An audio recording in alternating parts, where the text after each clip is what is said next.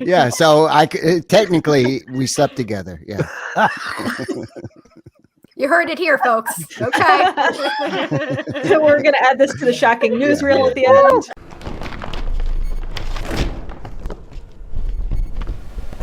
But all right, we are absolutely thrilled to be hosting tonight the two and only, the two and only Joe and Albert Bouchard. Yay. Hey. What's up, guys? Hi, guys. Howdy. Howdy, Yeah. howdy. Two and only. I love that. Yeah, you're welcome. Howdy. How's it going, guys? We are so thrilled to have you guys. Thank you so much for joining us tonight Nice to be here. Yeah. Thanks for having me. Our pleasure. in our little virtual world on the interwebs. So we just kind of wanted to start by saying we think it is so absolutely fantastic that both of you guys are inductees in the Long Island Music Hall of Fame and the Thousand Islands Performing Arts Hall of Fame. And what we kind of wanted to ask was if you feel that being from New York had a specific influence on your musical style, and if so, how would you say that is? Oh, Yeah. yeah. I think. Well, we come from all the way up on the border of New York State, so we grew up in this very small town, and there was not a lot of bands, and there was not a lot. So we got to be big fish in a small pond, and at a very early age. So that was pretty good experience. Yes. Yes. Yeah. I think we're really kind of East Coast based. Never felt like that sort of laid back California attitude. We're a little bit more, edgy, so to speak, and we like it. Maybe back in the '60s, the band was a little more California style, but It's way more California. More- yeah, we discovered pot. So yes, when the '70s rolled around, things changed. yeah. Got a little bit Yep. more energy. Yeah. Drinking more coffee. Of course. I'll leave it at that. Okay. Coffee and pot. Got it. Yeah, that was enough. Well, I wanted to ask real quickly. I also happen to be a little bit in the education field, so I wanted to pick your brains a little bit here because with Albert, you being honored by Obama in 2015 for education and having taught in public schools, and Joe being a published author of several books on music education. Yes. What for each of you would you say is the best part about teaching or education? Oh, the students. Yes. Period. I agree. Yeah, 100%. That's it. The students kept me Inspiring going. a generation. The longer you've been in it, it's a couple of generations. Yeah, I had students whose children were my students. Oh, that's That was when I started thinking, okay, It's time to retire. yeah, it's time to fill out my retirement form. I know it was only for a couple years, but I did get quite a few students who I taught their parents. So that was wild. Yeah, but it was the students. It was for a while. I was assistant principal of the school. I was in a public high school, and that was not a good job. That taught me a very valuable lesson.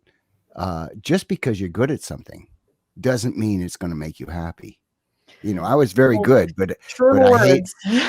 I hated the job. It was dealing with the teachers. I couldn't wait to get back in the classroom with the students because that was what was fun. Yeah. Awesome. Yeah. Yeah, and I'm sure Danik and I and a lot of other people watching can attest that a good teacher stays with you forever. Our band teacher, I still remember his imparting words of wisdom. I think of my band director every day. Yeah. all the kinds of things he told us. Yeah, I do too. Frank If Sachi. you're gonna make a mistake, make a good one. That was Frank Sachi, right? Yeah, Frank. Yeah, Frank yeah, Sachi. yeah. He is a great If teacher. you're gonna make a mistake, don't make a little teeny one. Make a big one. Yeah, and then work it. Make it like I meant to do that. Exactly. That's awesome. So you guys did you play in like the middle school or high school band or marching Yeah. band Yes. or anything like that? Marching That's band. fun. All of We that. did all the parades, All of that. all the high school dances. Anything we fun. could get, Yeah. and we had our own band too. That we played dances and we played the rock and roll that we wanted to play. Yeah. That's amazing. Yeah, I was trumpet and Danica played the flute. And when You're we hot were trumpet. rehearsed, oh yeah, oh that's amazing. Right, everything's backwards. But my parents' He did neighbors. that too. Oh yeah. I just practiced. In fact, I was late for the interview because I was practicing my flugelhorn. My flugelhorn. Love a good Cool. flugelhorn. Yes, That's amazing. it's the best. That's awesome. So obviously we're talking about, high school bands and stuff like that, but do you guys recall your first memory or the moment that you guys knew that you wanted to play music, that music was just your passion in your life? Goes Well, way back. Yeah. For me, I was 3 and I saw a parade and I just wanted to do that. I was like, oh, that's the coolest thing. It was magic to me. Yeah. As a little infant, basically, I was like, wow.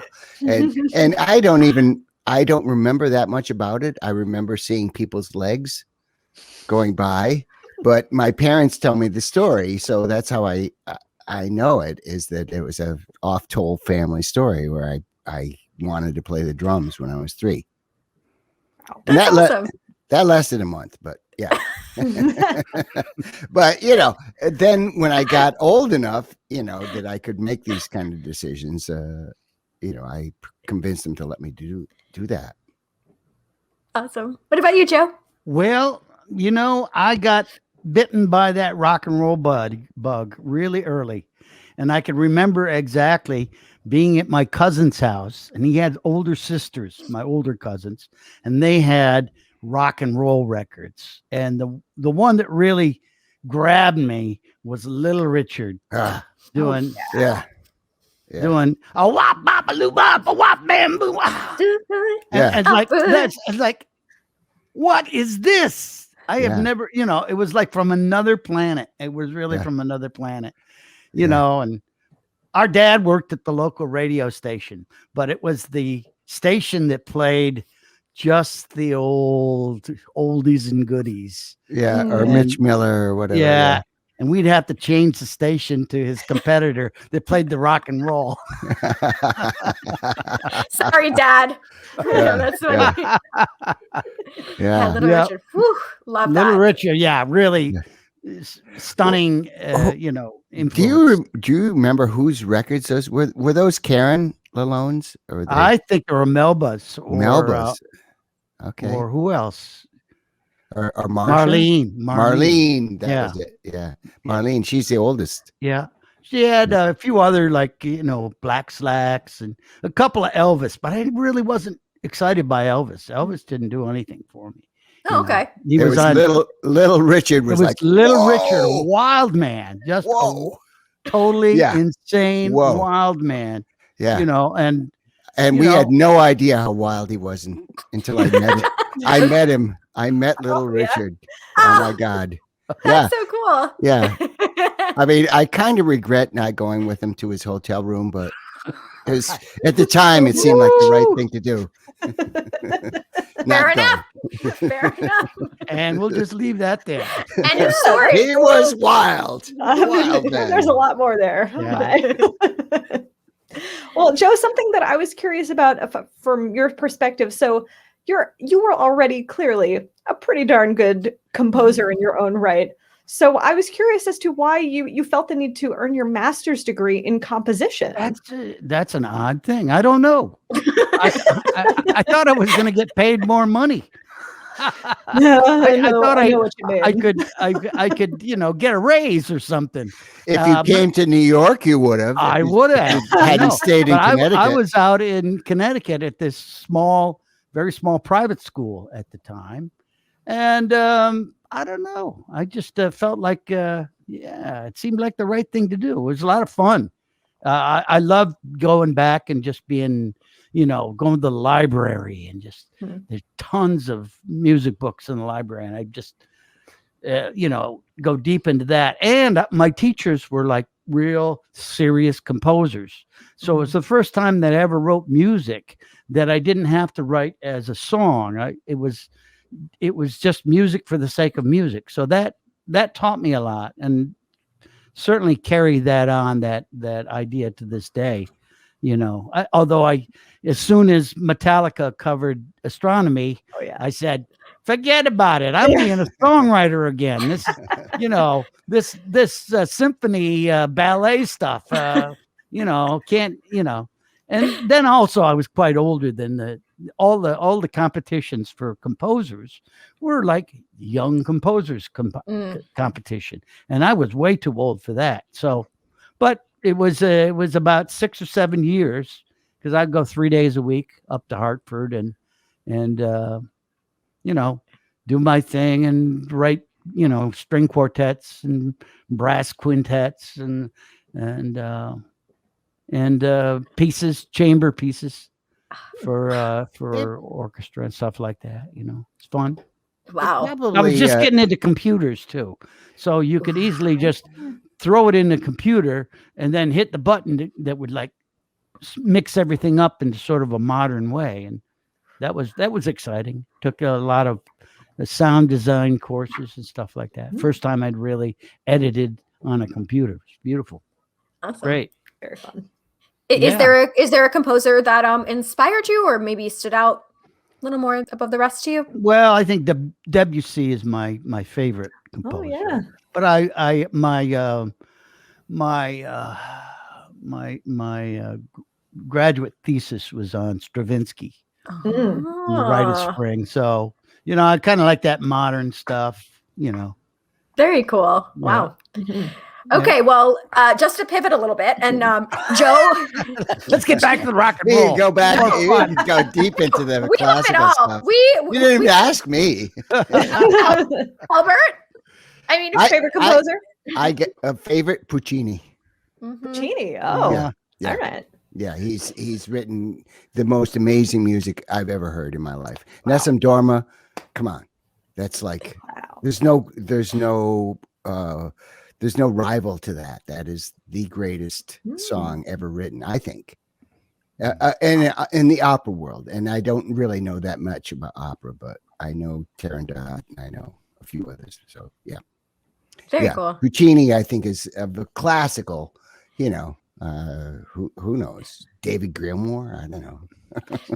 We have a friend of ours that studied classical music, our friend Sal, and so through him I feel like I've learned so much just hearing him play some pieces on the Vivaldi. Is that? Yeah. Oh yeah. Okay. Yeah. I mean, just I just think it's so cool. My brain doesn't think like that, but then also seeing people orchestrate, and especially for films and stuff like that too. I don't know. I'm very fascinated by it. But okay. So Joe, before we began the stream, you had mentioned, you're like, everybody asks about the cowbell. Obviously, it's a huge part of your career. So here's the way that we're going to ask the question. So the cowbell sketch obviously introduced a new generation to your music. Like everyone from Danica's 10-year-old nephew to my 70-something-year-old parents are familiar with the sketch. And as a band, you revolutionized this instrument. The cowbell is an instrument. So what other instrument do you feel is unique or underused and you think maybe deserves more attention and should be featured in more songs? Oh, whew. What instrument should be featured more? What do I play more? I don't know, woodblock. Nah, We love a good woodblock. just kidding. It's electric sitar.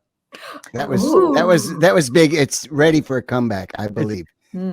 That and electric sitar with a sea shanty. I think that would be a great mashup. I love it. I love it already. We love a good sea I love it shanty. already. Yes.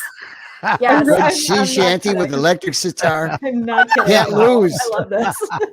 Okay, I gotta get. I'm there. I know what I'm gonna do after this thing. I got your Fifth Harmony right here. Joe? I don't know, I don't know. Everything's been done. Well, not necessarily that it Everything has hasn't been been done. done, Just Oh, an instrument that you think would deserve more attention. Not that it I- necessarily hasn't been done. I have another suggestion, which is Let's hear it. an instrument that our cousin, JP Streets, plays, or no, Brabbaw, JP yeah, Brabbaw. yeah. He's Jean our Paul. cousin, and he lives in Hawaii. He plays weddings, and he does the harp. Oh Harp. man, we jammed Oh my God, he is with so the good. harp. Yes. Next record. When we go out there in Thanksgiving, I'm bringing my computer and I'm recording him. We're gonna do some Oh, stuff. yeah. Oh, great. Yeah, Yeah. no, that's Yeah, like, I would. I agree go with on that. record right The now. Harp is completely underused I'm sold. yeah, in music. and he's an amazing musician. So Yeah, he's a great musician. virtuoso. So Yeah. yeah, Oh, wow. That's fabulous. yeah. We have these Zoom open mics. They're like family things, and we have cousins, and Yeah. it's even though we've been through this pandemic here, and we're looking at hopefully we're looking at the end of it, but our family's there. never been closer, really. 'Cause Yeah. we get together, like maybe Once a month. once a month, Wow. and we do an open mic, and everybody performs a song and Or tells jokes. My Jokes. cousin Charlene, she's like, I'm not a musician, but I'll tell a joke. She's got lots of them. lots great. of jokes, lots of fun stuff, all kinds Yeah. of different music, and it's people from all over the country, Hawaii and Texas and Boston, and we all get together Utah. really, really good. Oh. And we study genealogy. We're just thinking about all those relatives that we just don't know. So we figured, well, let's put them all together in a Zoom, and at least our little nephews and grandkids can say, "Oh, I remember that old Yeah. guy." Yeah, I mean, we have a big family. I mean, I have 5 brothers and 1 sister, so there's 7 of us that are still alive, and and we all have kids. I think everybody has kids, right?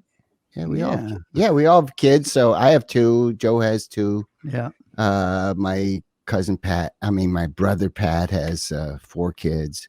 Yeah, so there's a lot of first cousins or nieces and nephews in our case, but then our families had lots of kids. My mother and my father's family had lots of kids. So we had, I had 26 first cousins, not That's removed. a lot. Yeah. So now there's all these, like, once removed, there's like about 50 of them or so. So Yeah. it's pretty amazing. Yeah. Yeah. What So we makes have them a once huge removed? family. Yeah. Once Okay. removed is like the nephew has a child, and that's first cousin once removed. I think. Oh. Yes. I love it. Yeah, I mean, I really appreciate that this crazy time has really caused us to pivot and like do things differently in ways that we normally wouldn't before. Like you said, like now you have the opportunity to be with your family once a month. And sometimes we're taking time for granted, and we don't get to see our family as much as we want to necessarily. Right. And now we're doing that. And I mean, even with Danica and I get to see her a couple times a week now, like literally just we live in different states, and we've been best friends since we were 4 years old, and now we can finally see each other all the time. I know. Yeah. It's crazy. Great. I mean, the technology was always there, but it took the pandemic. Yeah, and there was so much other stuff going on, and Yeah, but that's something it's almost religious now. Every Saturday, at noon, we get together. It's like, oh no, I can't. Sorry, I gotta leave this session. You guys keep practicing. That's beautiful. I love that. We get together. We get together the immediate family every week. and Yeah. every weekend. every That is week. really and then once a wonderful, month though. we have the extended family. I mean, it used to be you'd only see somebody at a wedding, maybe, yeah, Right. yeah, once a every few years. year. Yeah, Right. once a year, or if Exactly. that, just Yeah. spread out. Very Yeah. cool. So Whew. Well, speaking of changing things and doing things in a little bit different way, and kind of also continuing this cowbell sequence. So we just wanted to talk a little bit about oh the yeah, most I forgot cowbell about that. series on YouTube. We already Oh, forgot about my the most cowbell. cowbell series. So I was still working in the school. I've retired 3 years ago, but this is when I was still working in the school, and I had a multimedia class with the art teacher, and the idea was we were going to teach them. We did all kinds of video stuff. We did green screen. It was like a class project for. We have these. We're on a trimester thing, so each trimester we would do another thing. So one time it was a green screen. One time it was just make claymation. We did a semester of claymation, and then we did a semester of vlog. We did 2 semesters of vlogs because it seemed like that was something that the kids really got into, and they had to make a vlog and they had to go on YouTube. And so the first thing I did is, well, I will do that to show you how you can do that. And of course I was looking at Casey Neistat and what's that other guy, the guy that doesn't post anymore, that had the suicides. Shit, not Casey, the other one, Logan Paul. And so I was researching all of this, doing my my student thing, and so then I did my I actually, right before I did my first vlog, I played a gig with this group called the Yacht Rock Review. They're a bunch of guys from Atlanta, guys and girls from Atlanta, and they play all the smooth hits, the Robbie Dupree and Hall and Oates and Africa with Toto and all these things, and they're very tongue in cheek about the whole thing. I mean, People come wearing their captain's hats. And they dress, it is so much fun. They are so much fun. So they played "Don't Fear the Reaper," and they had me as their special guest. And they're like, you've heard of more cowbell. You've seen that Saturday Night skit. Well, this is the guy who's most cowbell. Albert Bouchard, come on. So I love it. So I was like, oh. Most cowbell. Light That's bulb. good. Okay, that's what I'm going to call my vlog. So I've been doing it now for 5 years. That's so much weekly fun. vlog. Yeah. It's so much fun too. Cool. Yeah. Yeah. For anybody who hasn't checked it out, I highly recommend. It is a lot of fun. That's fabulous. Okay, so what would the two of you say is the biggest misconception about being in a rock and roll band? The biggest misconception, I would say, that we were rolling in money. Oh, well, I don't know about that. I think the biggest misconception It's all is relative. it was all exciting. Oh, you live in New York City. That's so exciting. Because we would play a lot of these places that were out in the sticks, and that's where Joe and I are from. We know how it felt. So, but they would think that, oh yeah, it wasn't all glamour. It wasn't. No, it was boring sometimes, like a lot of the times. Sitting in your motel room. You'd Holiday Inns, have little Holiday Inns of the world hobbies, to like kind of, use up the time without, getting high all the time. It's like 15 years. drawing or reading or studying something, or, so you try and fill up the time, in a useful way. But yeah, so I think that people think that it's all just like crazy fun, sex and drugs and rock and roll, but, it's a bit of that. just a bit of that, a Fair touch enough. of that, but not all the time. No way, and no how. and the shows made everything worthwhile. Yeah, that was To always get in front of the crowd, and we go to these little towns, and we were the event of the month.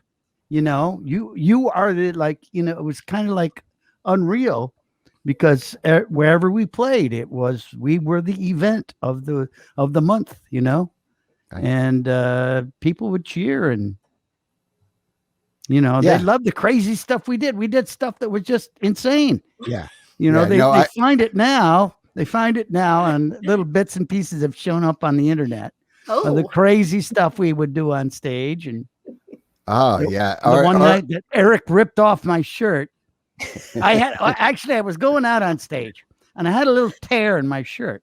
He says, "Hey, why don't we just set this up so that I'll just rip off your shirt in the middle." So we put a couple little cuts in the shirt so it'd be easy to rip off. And here I am shirtless on stage. Yeah. Which And was then we the go style home. at the time. Then we go home and do laundry. Only happened once, and the pictures show up on the internet all the time. Like Yeah. we did that. Oh every yeah, yeah. night. That one where Well, Joe, we did want to comment on the shirt that you're wearing tonight. On Tuesday, we had Mark Farner on the show, and he had a cup with the same design. Oh yeah, and we actually had the actual can. Right. Oh yeah, the can. And then next Tuesday we have Robert Duncan from Cream Magazine. Oh, coming Robert's on. great. oh, great he's a Full circle. dear Full friend. We go back All so connected. long. yeah, since the beginning. Yeah, And Ronnie, and Cream his wife, Magazine. Yeah, Cream Magazine. Yeah. We do all the people at Cream. That's so cool. Lester Bangs was a really close friend. yeah. When he lived Yeah. in New York, we'd see him all the time. We see him in Detroit when he was there. That's so cool. Yeah. He passed out in my room once. Oh, did he? Yeah, yeah. So technically we slept together. Yeah. You heard it here, folks. Okay. So we're going to add this to the shocking newsreel at the end. Nothing happened. Nothing happened. I did not take advantage of him. No, I'm not that kind of guy. You're a good man. Oh my God. Yeah. Oh gosh. God. All right. Well, I have a kind of a weird question that, I was poking around and I got to thinking, why do you think the use of the umlaut was so big? I mean, you've got you guys, and then of course, nobody had done it. Underbelly, We did Motley Crue. Like, I never even saw umlaut until it was on our record. And Yeah. like, I what think is it was a that? last minute thing. That Yeah. And Alan said, "Oh, I thought that," and then Murray said, "No, it was my idea. I don't know whose idea." No, and Alan said it was my idea. No, Richard Melcher said it was his idea. I know. I don't know. I wasn't there. I Right. didn't make that decision. I can tell you this. It was not my idea, but I like it.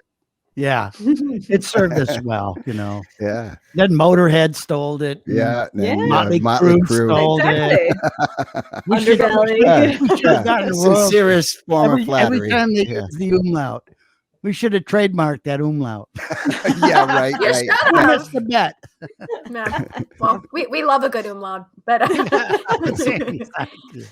No, it wasn't Sandy's idea. Joseph, I'm responding to what I see in this umlaut's rule, but yeah, no, it was not Sandy's idea. That much I do know. Yeah, But it floated around 3 or 4 different people. Yeah. I have to say that's a good band name, Umlaut's Rule. We'll have to. Oh, I like it. It's a good one. Joseph. and you put an umlaut over the U. You put an umlaut. Over both Both U's. Oh, it's happening. Oh, I love this so much.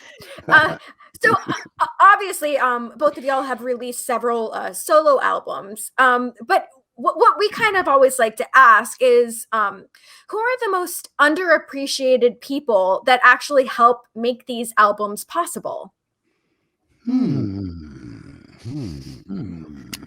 Well, probably the sound people. George Duranius did our live sound for many, many years, and I don't know that he's really that well known.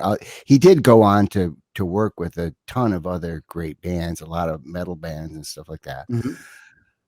And the the underappreciated people usually, like Shelley Yakis, who produced a bunch of or engineered a bunch of our records. He went on to mixed do the Reaper.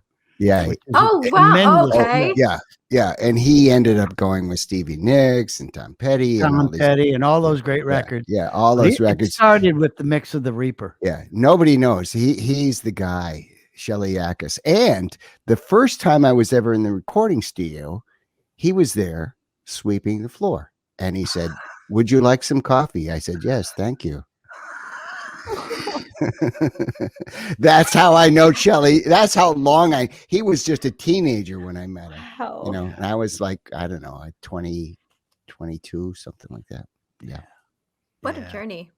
Yeah. Yeah. Shelly Yakis. So he's somebody that not everybody knows about, but he is a force behind a lot of hit records. Yeah. Yeah, you know what was crazy cool about him was that when you went in to record, you put on your headphones and it would sound like a record already. Do you remember that? The first time Yeah. we worked with him, I'm like, holy cow, this guy can really mix the headphones. And he really mixed the record too. He was like, he had a gift, Yeah. you know, just knowing what you wanted to hear and make it sound like bright and airy and stuff. Full. Yeah. Yeah. Full. Yeah, exactly. Yeah. Spacious. Yeah, I would say Shelley, you know, in the Blue Oyster Cult world, I think that Murray Krugman feels like he, you know, was underappreciated, you know, and I think to a degree he was. a co-producer. Yeah. Oh, okay. Yeah, he was a co-producer, and he came up with a lot of ideas that we used, musical ideas. Sandy Perlman was not really a music guy; he was more like a theoretical musician. Whereas Murray played guitar and he sang, and he was in a band that I saw when, you know, way before I knew him. I just saw his band, and I thought, a jug band. They're still stuck in that Grateful Dead thing, so yeah. But yeah, no, he actually was very helpful. You know, I'm going to say Murray Krugman was unappreciated probably by the fans and certainly and maybe a bit by the band too. You know, well, he also could be obnoxious, so that was That sounds like a whole different story. What to appreciate. Yeah. But he was, you know, he was a big part of our sound in the beginning. So Yeah. Yeah. Joe, any other unsung heroes? Well, you know, when we do our solo albums, the nice thing about that is we really get to call all the shots. I really enjoy that, you know.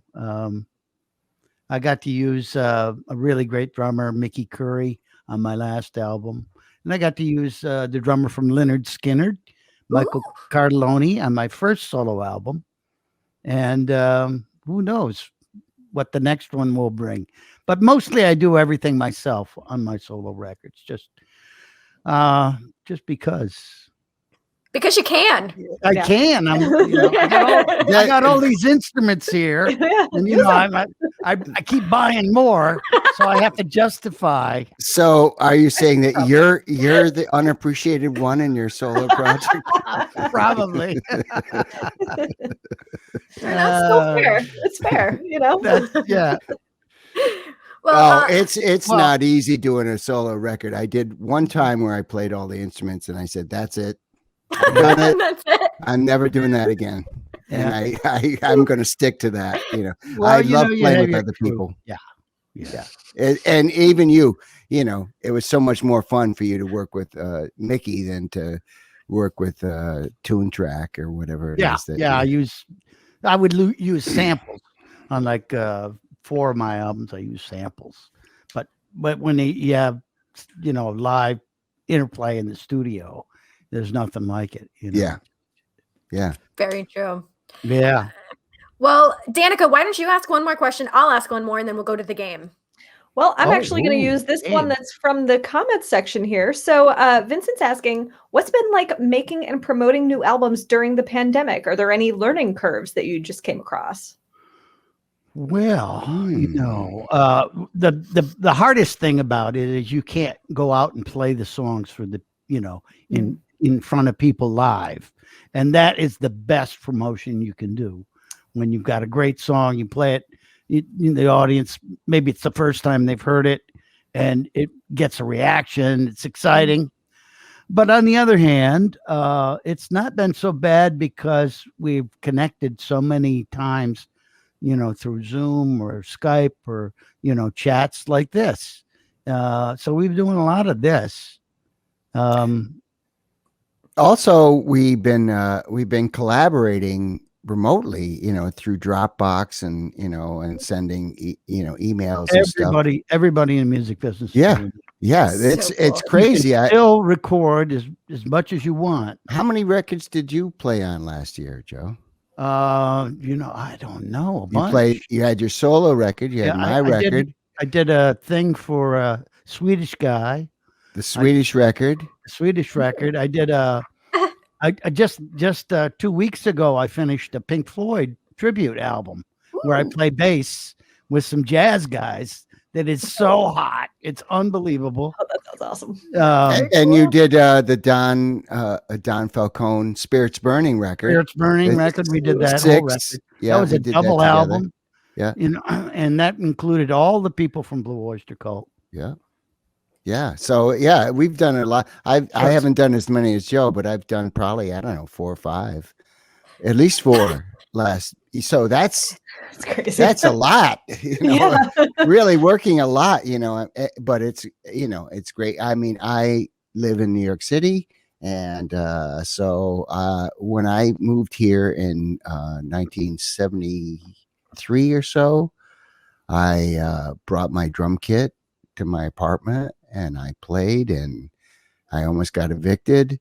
So I had to tone it down, and then I got another apartment that was in like a better building, like a pre-war building.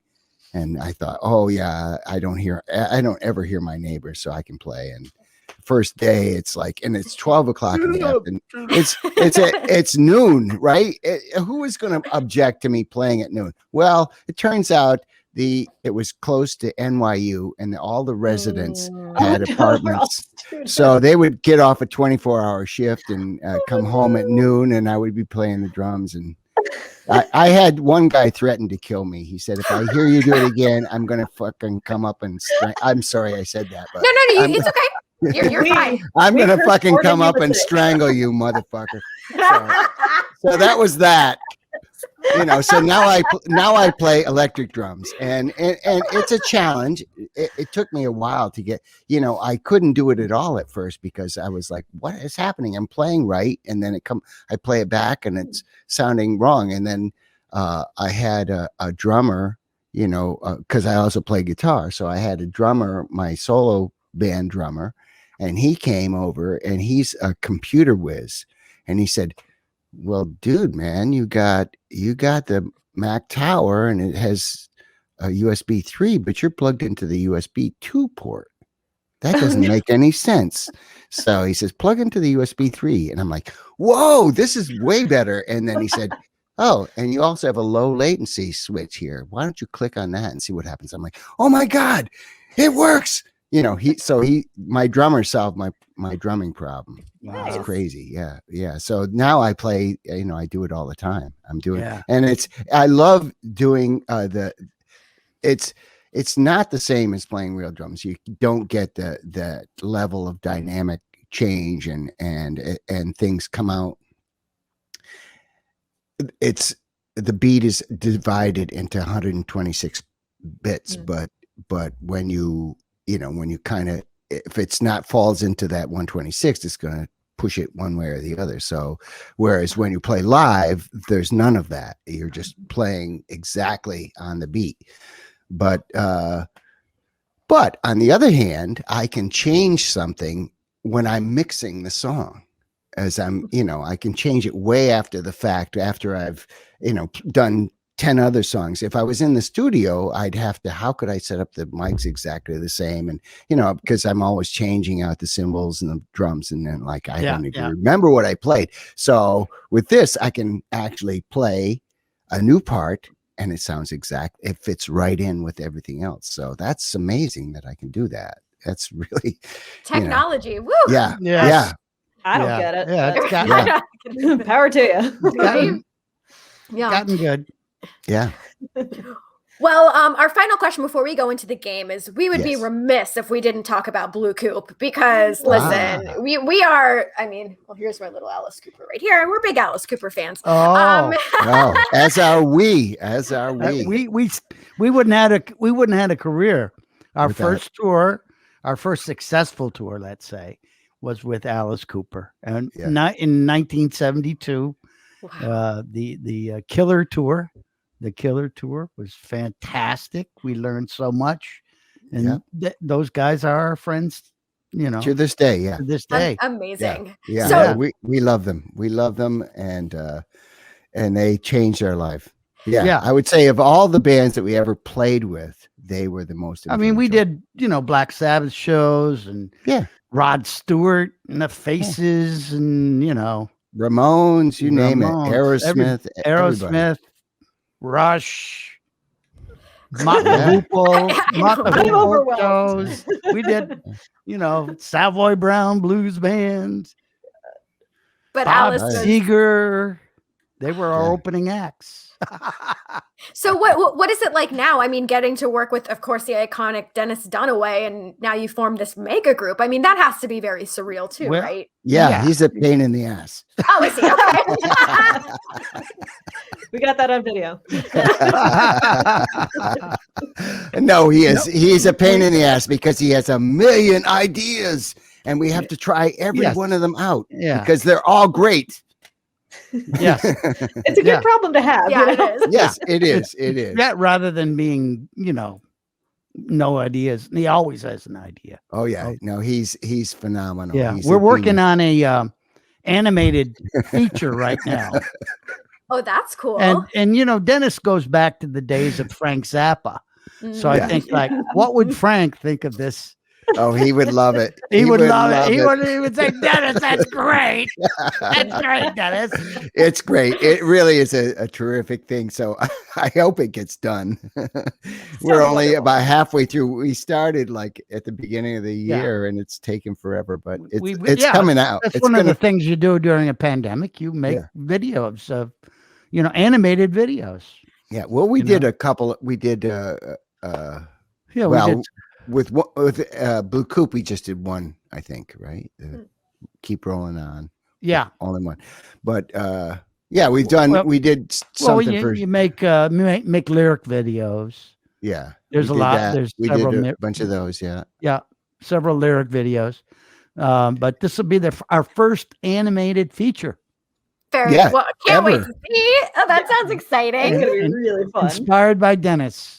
And by Dennis. His travels. Killer is my favorite album, Tim. Yeah, mine too. Mm-hmm. Yeah, it is. Although Love It to Death is pretty darn good. Oh yeah. I would say those are my two favorites: Love It to Death and Killer. How do you guys feel about Detroit Stories? Oh, that's nice. It's good. I to be honest, I think that Dennis's songs are the best songs by far. Yeah. I mean, I Hate You. Oh my God. I Hate You. And he played that for me years ago, but it was a different form. And what they did with it, with Alice and Neil sings a verse. Yeah. And Michael sings a verse. It's so clever. It's fucking brilliant. It's brilliant. And the other one, Drunken in Love. I mean, he gave that lyric to me many years ago, and I wrote a song to it. And I thought it was a great song, but he's like, I don't know. And so he gave it to Alice, and that came out great too. Oh my God, that is so funny. Yeah, amazing. Just like yeah. Well, now I have to show off my Alice Cooper, one of my many Alice Cooper Whoa. tattoos. Oh, nice. I have She's Poison. Poison. I have Feed My Frankenstein. I have a lot of Alice Cooper still. Oh, maybe that's what I should get for my next one. I don't have any tattoos. Joe, any tattoos? I want to get a sleeve. No though. tats. I get no tats. No piercings. No. I get a Too old for tats. Then no, that's Joe. see, I waited till I was 60 years old to get my first one because I wanted it to look good when I die. See, so I figure I got another, 60. I figure, I'd have another 20. So, maybe 25 or 30. That'll still like look 30. good. Well, maybe I'll In have the to get a refresh for 30. Okay. If I live to be 100. Awesome. I love that. All right, so I think ready for our game. Okay, this is Okay. a game of Would You Rather. There is no wrong answers here. If you guys want to elaborate on why you picked something, that's great. If not, we'll move right along to the next one. All right, Danica, are you going to read the first one? Let's do it. Okay, here we go. All right. Would you rather perform on top of a roof, a la Beatles, or perform on a mountain?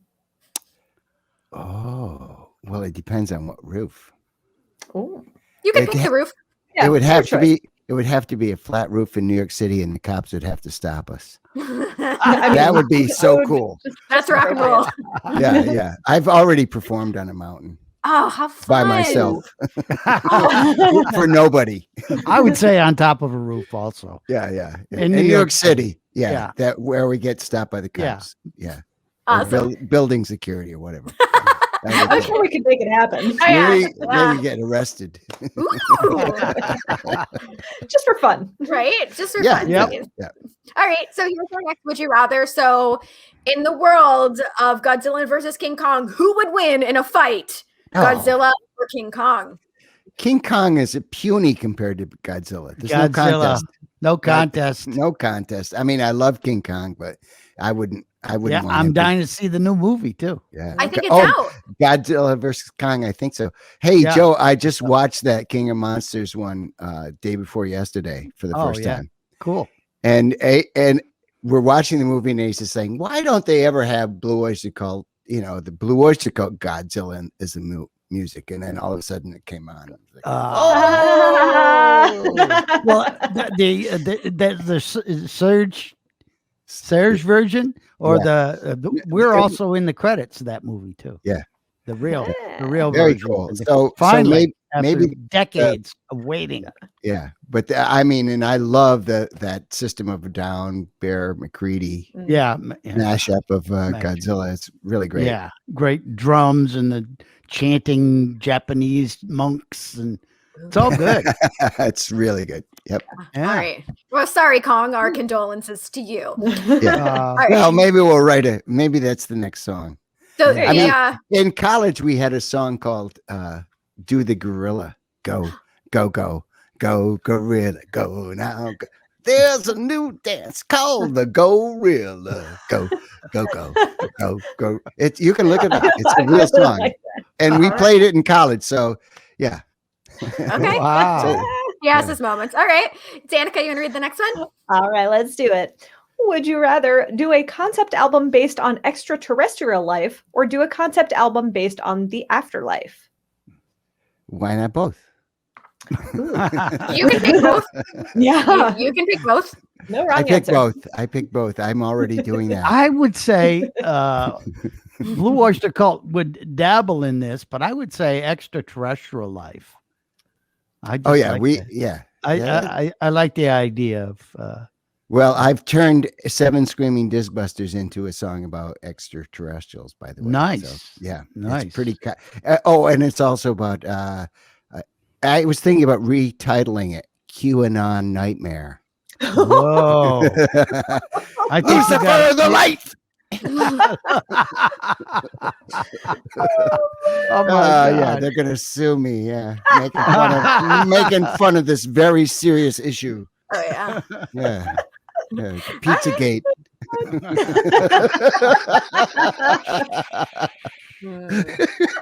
The world. Oh, Oh boy. my God. All right. Here's the next one.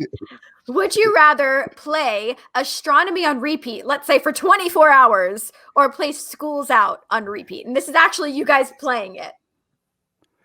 I would rather hear astronomy because you wouldn't have to hear it so many times. It's like It's five long. times longer. About 3 times as long as School's Out. Yeah, School's Fair. Out. It's School's Out like is very good. we play it and it's like, play it. whoa, it's over. It's That was over quick. too short, you know. It's only When 2.5 Alice minutes. does it, he puts in we don't We need don't no need- education. Education. Yeah. Yeah, he puts in. and he does a great Yeah. great version of it now. It's really exciting. Yeah, from the wall. Yeah, that is great. And I guess if it was our hit and we had to play it, we would do that. We would We would try and extend it somehow. yeah, make it a big big Yeah, flourish. we're we're in a weird position in Blue Coupe where we have all of our own music that we have recorded and generated, and yet people come, they really want to hear, they want to hear Schools Out and Reaper and all these I'm other 18 things. and Yeah, I mean, we have so many great Under songs My Wheels. between the two Under groups. My Wheels, and It's hard to do our new stuff. It is a serious problem, actually. Is it? Okay. We don't get Yeah. enough long time to play, Yeah, because we're not in that headliner role where we could play a 2-hour show. Usually, sometimes Usually it's about an hour. Well, yeah. you need to, Yeah, we need at least 2. Yeah, maybe Repetition. 3. Yeah, You need 3, 4. 3 hours. Well, 4. Yeah, with an intermission. yeah. With a nap in the middle. Oh, I We would can love petition for this. Oh, I'm a good with concert all with of a it. nap in the middle? Are you kidding me? What a dream! Oh, this is a dream. They had the comedian come out and take a nap. Tell some jokes. All right, Danica. All right, our next one. Would you rather have a writing session with Dave Grohl or a writing session with Eric Clapton? Dave Grohl. Dave Grohl. I'd say Me Dave too. Grohl. Yeah. Yeah. I'd want a different kind of Just session the with Dave energy Grohl. level. Now, would if I needed a guitar player, that's a different thing. Mm, Yeah. yeah, Uh, fair. Because Dave doesn't really play guitar. No, Yeah. he's a good rhythm player, but Yeah. He's got somebody else that's doing that too. So, but listen, he's a great singer. I mean, how can he even do that for like 2 hours? Oh, Sing yeah. like that. 2.5 hours. Yeah, man. Yeah. And terrific songs. Every song is terrific. Yeah. Yeah. I mean, and he's a killer drummer. I mean, Yeah, I'd really. say, and writing too. Definitely the kind of songs that you would write with Dave Grohl. Yeah. I mean, Writing, yeah. Clapton's got some great songs, really great songs. But the kind of things that I like would be, Dave Grohl. Yeah, me too. yeah. All right. I actually taught his girlfriend from high school was one of my students. Wow. I didn't know that. Yeah, Yeah. Well, so the next time the Foo Fighters come around, you got to bring me Elizabeth. Elizabeth was his girlfriend. I want to meet Dave. Yeah, I'm Wow. going to Hi, meet can I him. come? I am going to meet Dave Grohl this year. I Okay. predict. Yeah, Put it in he's the always universe. around. He's always around. Yeah, I predict I will meet Dave Grohl, and I'm sure he's going to admire me, and I know I'm going to admire him too. Oh, So, yeah, I love this. Yeah. Okay. Heart, heart. he's great. He's great. All I right. want a different kind of session with Dave Grohl. That's Well, that's for you. Okay. Maybe we alright. can go see him together, and when I'll Sounds leave, good. I'll leave, and then you can stay. Okay. My husband does. Yeah. Lovely. All right. Here's the next one. Would you rather? We're learning a lot here today, folks. Own an original Stevie Ray Vaughan guitar or own an original Jimi Hendrix guitar? There's no comparison. There's Hendrix. Okay. Yeah. Hendrix actually sat in with the band before I was in the band. Yeah. I talked to him. Yeah, I've talked to him on 2 occasions. So yeah. yeah. And I mean, and he played, and I played. He'd watch me play, and then he played. So Oh my God. how cool is that? That. yeah. That's He incredible. came to my Yeah. gig. 1969, 1968. 68. For 68. first time was 68, and then again in 69. Wow. And I saw him a total of I think 5 times. So yeah. Wow. Yeah. Wow. I can't even. But I didn't process talk to him the first couple times. He was just up there. I'm like, oh my God, this guy is like, I had never seen anything like it. It was unbelievable. I mean, Stevie Ray Vaughan, great player, great singer, a I wonderful. saw him at a jam somewhere. Yeah, great, he No didn't Hendrix. change music like Clapton did. Or like Hendrix. you Hendrix? mean. I mean, Hendrix, yeah. Okay, I'm getting punchy now. Right. It's good. But we only got Time 2 for left. drink. Right. Okay. 2 left. Let's rapid fire. We Danica. can do it. All right. Would you rather have your guitar always be in tune or never break a string on a guitar again? Oh, never break a string. Mm. I can tune it up. the string breaking is like, but I I haven't broken too many strings recently. I've never broken a string on stage. Oh yes, no, I did when we were playing I think maybe the last gig with the Bouchard Brothers. I broke a string. Yeah, maybe. Yeah, that's right. And I kept playing. I just the first one, I was bending it in the tune. first song I broke a string. Remember that down in Long Island? Luckily, I had a backup guitar. Yeah. I go for the in tune guitar myself. Always in tune. You know, they made these sort of computer things to keep your guitar in tune. Everybody hated them. They just hated them. And there's just certain guitars that have the knack of just staying in tune all the time. I think tuning is a fallacy. I think it's like the flat earth theory. I don't believe it. I don't believe that any guitar. I mean, yes, you can get an instrument in tune if it's electronic, maybe, but guitars are never in tune. Never. But you can't tune a fish. Yes, and you can't tune a fish. Well, you can have a tuna fish. You can eat a tuna fish. I like tuna. Terrible. Checkamaki. All right, we have one more. This is our final one. Okay. Would you rather have a film made about your lives or write the soundtrack to a film? Any film, you pick the film. Ooh, that's the tough one right there. I'm always writing a soundtrack. Yeah, me too. In my head, you know. Yeah. The story of some bands that I've been in, different ones too. I don't know. You know, it would. I'd have to see the script. Okay. Yeah.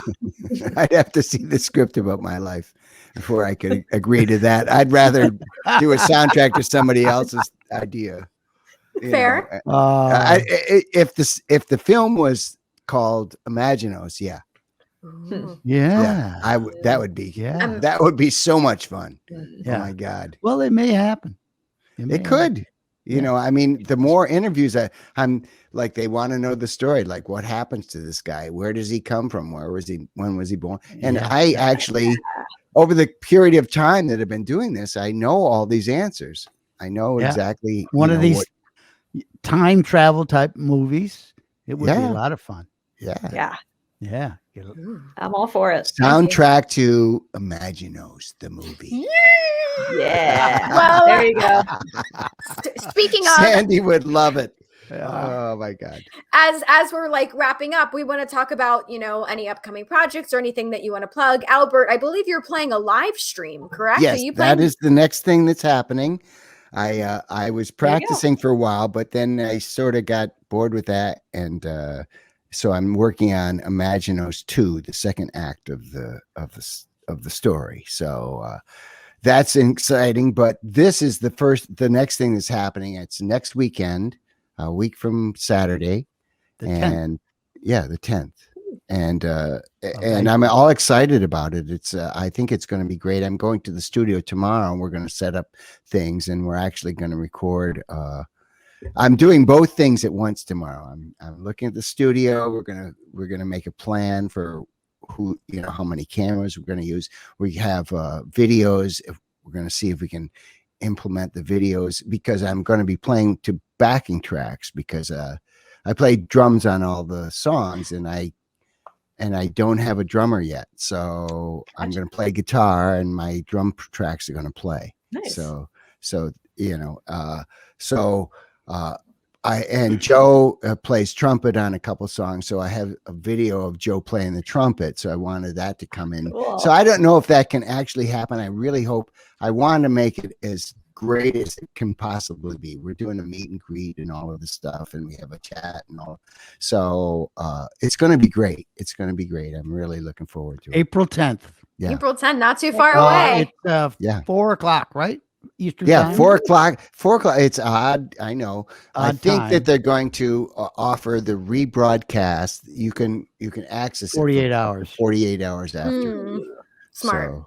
So, Yeah, because they were like, we have to pay a fee. I'm like, oh, pay the fee then. Go ahead, pay Yeah. Sony. I'll get some of that money back.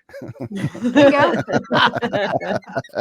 go. Copyright issues, but I own the copyright, so it's all And good. That's awesome. We look forward to it. And Yeah. Joe, any final thoughts you want to leave us with? Anything you want to plug before we wrap it up? No, I'm just happy with my solo album. Did well last year, and working on a new solo album now. Got some really hot new songs. They're all unfinished right now, but I'm just amazed that we can still do this, and it's still a lot of fun. It's really a lot of fun to put these things together. It's like a big giant puzzle, and you put that's exactly how I describe it. It's like a puzzle, and you have to fit the pieces together. And and if you keep working on it, you'll find a way to fit them all together. I was just thinking, doing a lot of these interviews, as you think about like your origins when you started, and when we were playing outside of Teddy's house, on the sidewalk.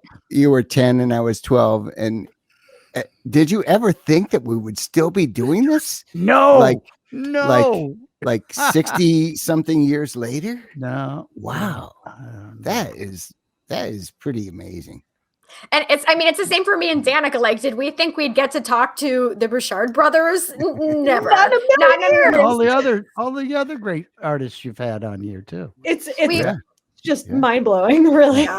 We've been very, very fortunate. But before we do wrap up, we want to go over our upcoming guests that we have. Like we already mentioned, next week we have the incredible Bob Duncan. Yeah. Yes, and then My next buddy. Thursday we have Ace Johnson from Faster Pussycat and the LA Guns. Right. We also have Brett Azar, who is on NBC's The Young Rock. Then Tuesday after, we have Vinny Dombrowski from Sponge. And then we're rounding out the month with Casey Jost from Impractical Jokers. Whew, we have a lot in store. Yeah. Great. And thank you guys so much. We really look forward to what's the name of the band? Umlaut Rules. That's going to be double umlaut. Double umlaut. We can umlauts. Double umlaut. All the umlauts. Thank you, Albert. Thank you, Joe. You guys are so amazing. We appreciate you guys so much. Thank you so much. Thank you, Heather and Danica. All right, guys. We will see you next Tuesday. Be safe, everybody. Yes. Okay. We'll see you then. Okay.